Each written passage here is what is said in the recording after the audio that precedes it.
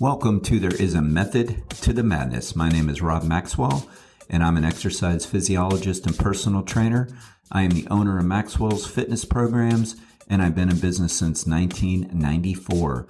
The purpose of this podcast is to get to the real deal of what really works, and most importantly, why things work. Hence the name, There Is a Method to the Madness. Before I get to today's show, I want to thank Jonathan and Lynn Gilden of the Gilden Group at Realty Pros.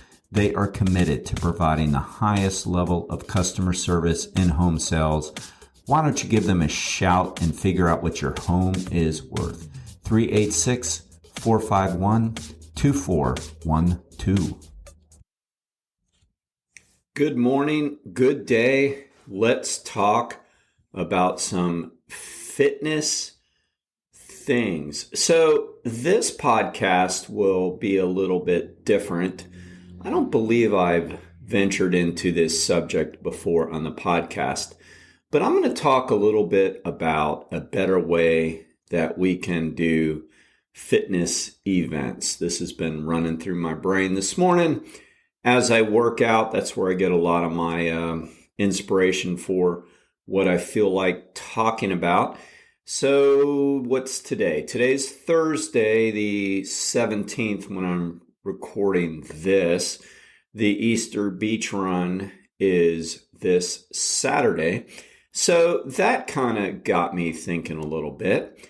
Now, for those that don't know, the Easter beach run is over 50 years old. I believe it is maybe on its 52nd or 53rd year. I know that I was at the 50th because one of my dear clients, Reed Hughes, who I trained with forever, passed a few years ago.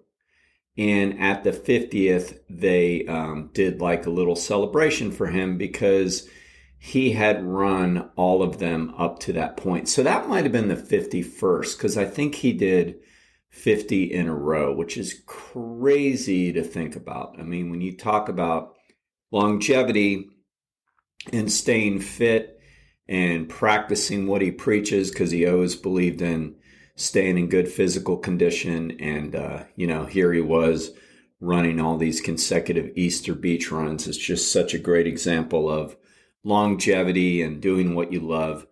So yes. So we're probably around 53. I think that was a few years ago, maybe two. I should know this. I know I have the pictures. I know I was there. I was also there last year. So it's gone on for a long time. Traditionally, it was always a 4-mile race. And now they have a 4-mile and a 2-mile, and then a couple different events for younger kids. In the earliest of days, well, I don't know about the earliest of days, I wasn't there doing it, but in the earliest time that I did it must have been in the early 90s, and it was a straight shot. It was at one of the Ormond beach ramps, and we ran 4 miles to just under the pier, which was kind of cool because you could almost see the pier when you start, and then as you get closer, you see it, and it's kind of like that mirage. You think, oh, I'm almost there, and you realize this pier isn't getting any closer. They, over the past decade or so, probably 2 decades now, they have made it a down and back where it starts essentially at the band shell, runs down 2 miles and turns around, or 1 mile and turns around. They probably did that for driving and parking reasons because they used to have to bus people to the start, and then people's cars were back at the finish.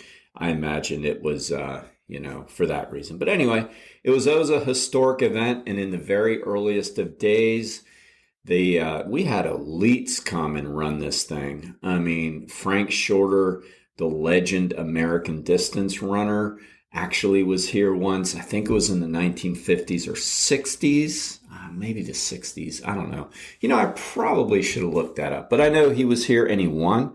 And there's an old newspaper article written about that. So this was a legendary event, and it's really cool, because Easter is about a renewal in a way. And, people were there, and it's spring and, traditionally kind of warm because it's Florida. they always did a really good job with the tides because, of course, it's a beach run. So they did a really good job of knowing when the tides were.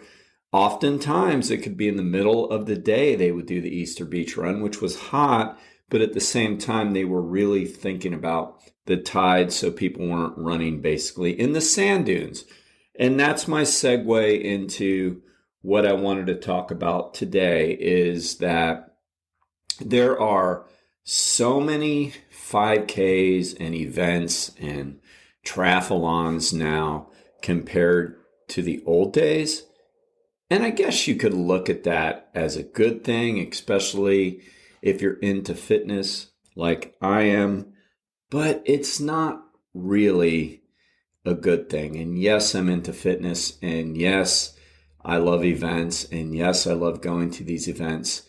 But there has been such a drop off in quality of these events that they really have to do a better job. And if you're a race promoter, or if you're a person that helps with that, or if you're the sponsor, or if you are the whatever, the scorer, I do believe the scoring people really do a good job. I mean, they are paid to score the event, and oftentimes they're getting blamed for all the mishaps that are happening at these races. But the bottom line is it's not their fault. That was on the promoter. They just are paid a fee, and they show up with their chip timing systems, and they set up the finish line, and they make sure all that's handled. And oftentimes they're handling registration. But that's their job, and they're paid. And from what I can see, I don't have any qualms with any of the companies, really, period. I mean, go way back. There were some issues early on with chip systems, but I mean, they were doing the best they can. But there have been a lot of problems, I believe. And when I speak to other people regarding the promotion of races. Now, let me just get this out of the way because I have a little tentativeness as far as even bringing this up because you don't want to look at you don't want to look like the get off my yard guy and, these are all for charity events and how can you criticize, so let me tackle that head on first. Has nothing to do with in the old days, everybody did things better. That's not it. But in the old days, maybe because there was less competition, people were doing the things correctly. They wanted to. When I say less competition, meaning that events were just events. There wasn't as many charity events as there are now. I mean, there were some, and don't get me wrong, I was a part of the track club. I was vice president, and I was one of the people that helped put on all the races. There was always donations. I mean, when I say they weren't charity events, I mean, so oftentimes proceeds were put to something. I can't think really of any. Maybe there's some triathlons out there that were just for profit, so to say, but I don't even know if that's true because I remember doing the Coca-Cola /Publix triathlon series in the 90s that went across Florida, Georgia, and even into the Bahamas. And I remember they donated some of their proceeds, I believe, to some hunger groups of sorts. So there's always that. But what I mean is there's more of that local 5K nowadays for a school or for something like that, which again is great. But you have to do a better job doing these things. I mean, in a way, it's just such bad business. I mean, you would think they would want to do an event that make people want to come back. And they're just, now let me back up real quick again. I meant to say this. The other issue with this is the fact that the events used to be so much cheaper. So I know inflation has happened. But since COVID, because for those that don't know, in 2020, when everything was shut down, the endurance world really took a big hit. I mean, some companies went out of business because they were not allowed to put on events. Even after some of the local business bans were, released, the triathlon world because of the fact, I guess, I don't know, those silly terms we heard back then, like super spreaders. I don't know if that was considered an event like that, but I know that the triathlon world was really shut down for most of the year, like their time is the summer. So I think that affected a lot of it. And so when everybody got back going again, the prices went sky high. And the 5Ks now are like $40, I would say, on the average. They can be as high as $50 if you register late. I mean, I can remember sending checks to particular 5Ks that I wanted to do for $10. And like triathlons were $30 and a maximum $50. I can remember there was a series here in Daytona. It was a very brief series done for a couple years. And they did like a 3-race series for $150, so $50 a head. Matter of fact, I think he took $10 off if he did all 3 races, so it was like $40. I mean, you're not spending pretty much less than $150 nowadays on a sprint triathlon. And don't even get me going on Ironman and things like that. It is ludicrous what people pay for these events. Now, you might say, well, that's your choice to pay. Absolutely. I agree that it is the choice. And a lot of people are choosing not to do it. But I don't even have a problem personally with how much it is. My problem is, are you doing what you should do for that kind of money? Stay with us. We'll be right back. Hey, quick question for you. Are you someone who wants to be fit, healthy, and happy? And what if I told you you could get your dream body by simply just listening to a podcast? I'm Josh. And I'm KG, and we're the hosts of the Fit, Healthy, and Happy podcast. Listen, we get it. Fitness isn't easy. Carbs, no carbs. Just stop, okay? It doesn't have to be that complicated. And that's why we made this podcast. We get straight to the facts so you can become your best you. So the way to check us out is click the link in the show notes or search Fit, Healthy, and Happy podcast on any of the major podcast platforms. We'll see you soon. I mean, I love fitness and I want people out there running and I want people cycling, swimming, whatever they do that makes them happy. But you know what? We're going to entice more people to do that if we actually put on a good event. And if you don't know how, ask for help.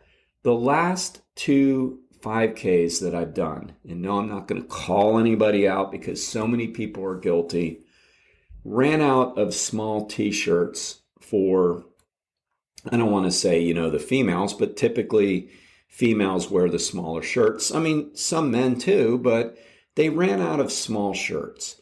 And this is for people that pre-registered. Back in the day, that never happened. Like if you pre-registered for the race, you were guaranteed your t-shirt. Like you just were.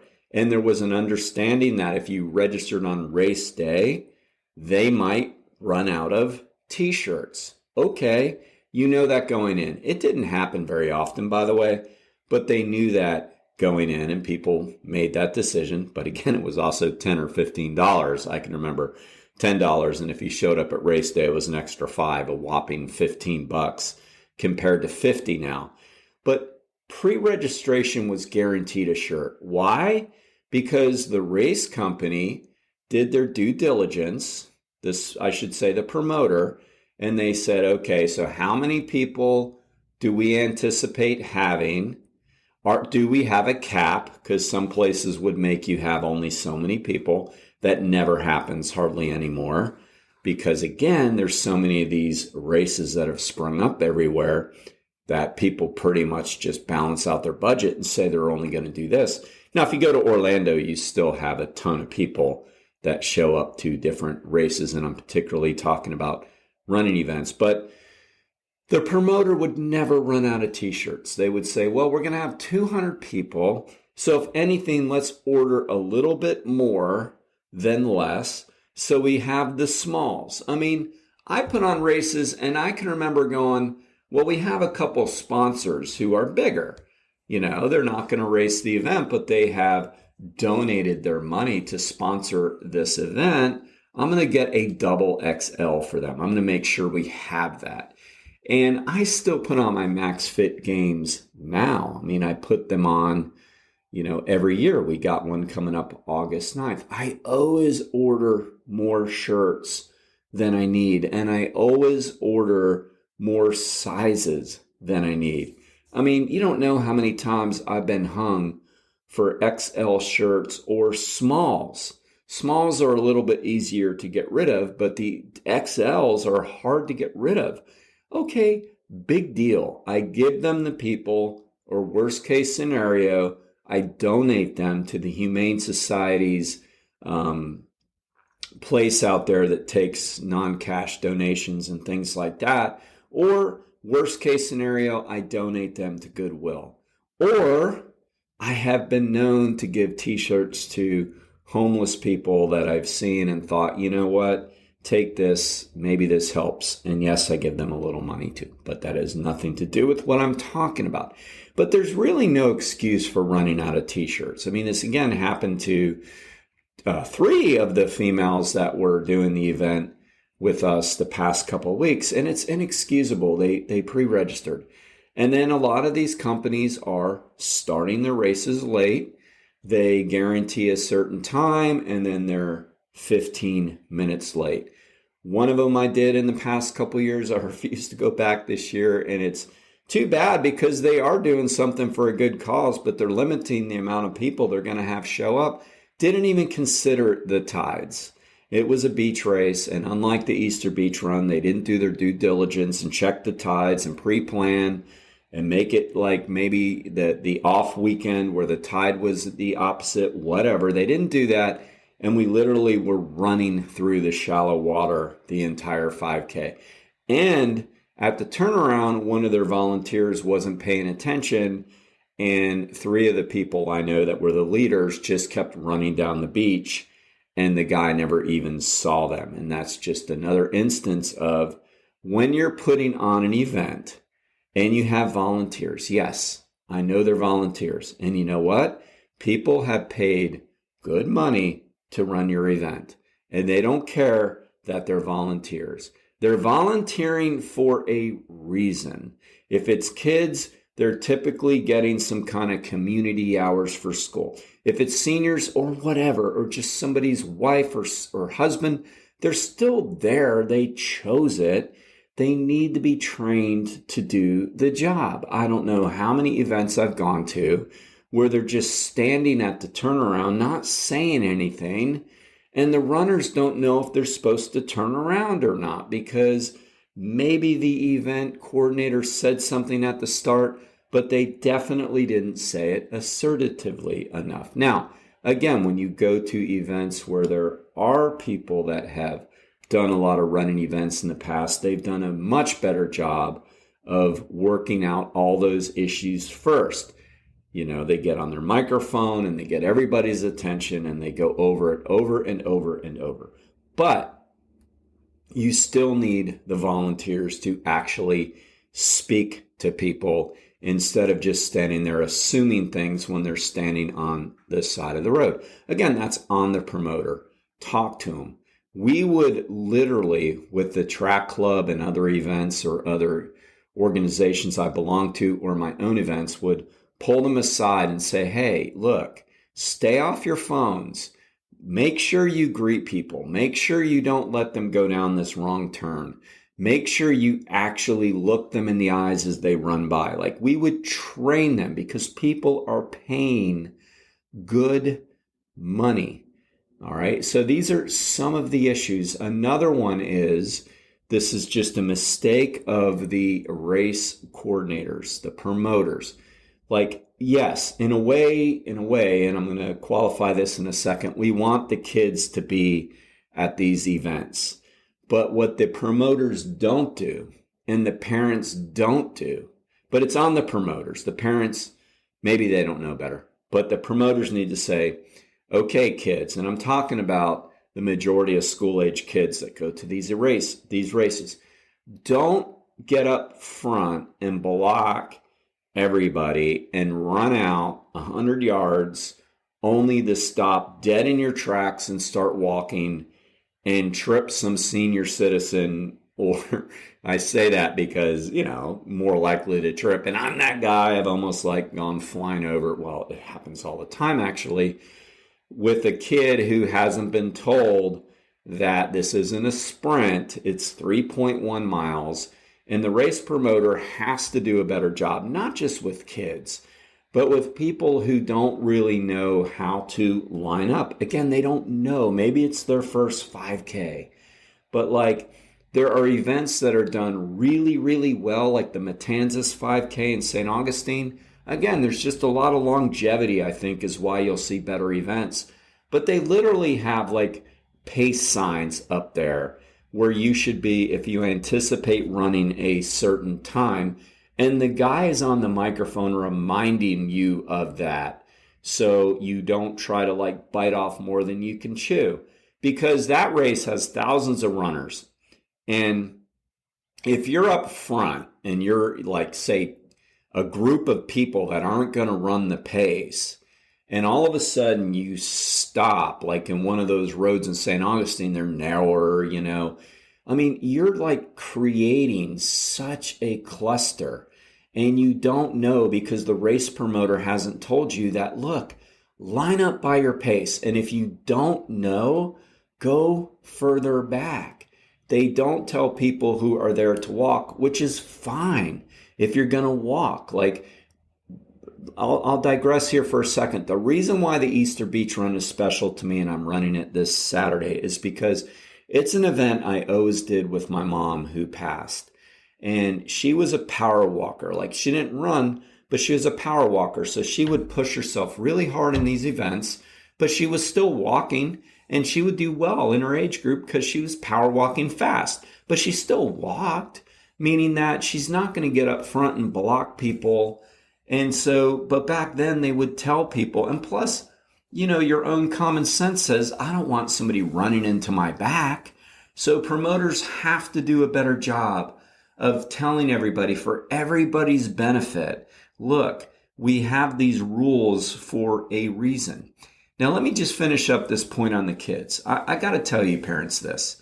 I've been to too many events where, we have that scenario and we have the parent running next to the kid, pushing the kid, berating the kid. And even if they're not insulting them, which I have seen, I did a local race at a school a few weeks ago that I won't go back to. They were just blatantly rude and did a horrible job of the race. I'm not going to say which school, but they only hurt themselves because, again, they do a bad job. But there was a parent just screaming at his kid afterwards, a young kid.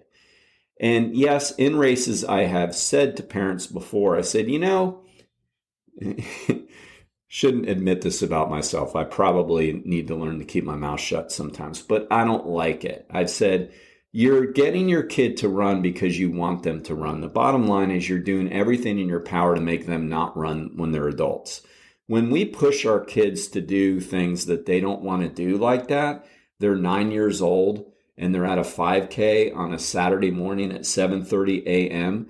and their aerobic system hasn't even been conditioned or matured enough to do this, your likelihood of getting them to do this when they're older is slim to none. So you might have to really reconsider why you're really having them do it. It could come across as, oh, you're trying to teach your kids the value of fitness.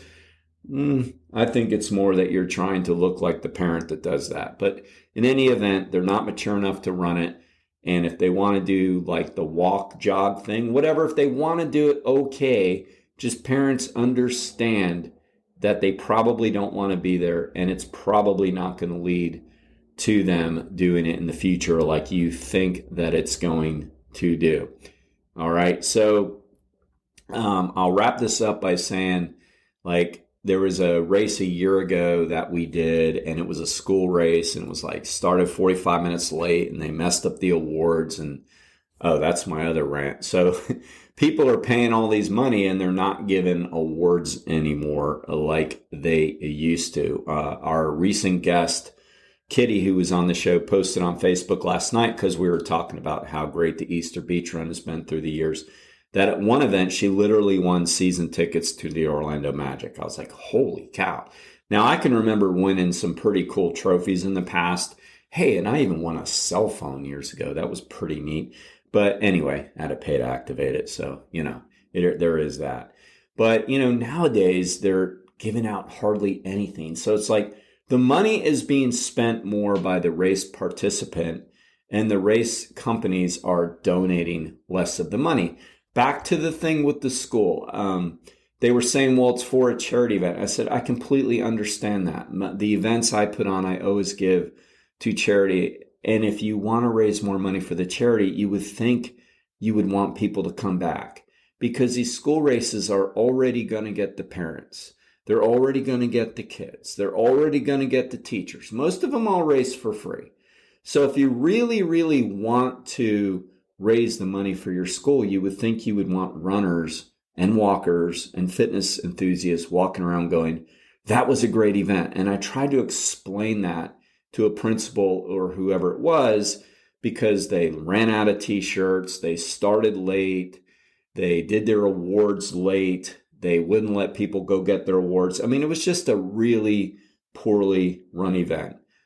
You had the issues with the kids at the start, the race was not measured correctly, all these things. I said, if you want runners to show up, because it's kind of a small community, especially in Volusia County, if you want good word of mouth, you have to put on a good event, and then you'll raise more money. But too often, they just don't have people or ask for professionals for help. So there's that. Take this for what for what it maybe is, in my opinion, and maybe what you think it is. But the important thing is, I do want people out there doing things that are going to make them more fit. And I think we race promoters need to do a lot better job of earning the business and putting on a... Thank you for listening to today's program. I ask you to please follow the show wherever you get your podcasts, and please select automatic download, because that really helps the show. Now I want to thank Overhead Door of Daytona Beach, the area's premier garage door company. They have the best product. They have the best service. I personally vouch for Jeff and Zach Hawk, the owners.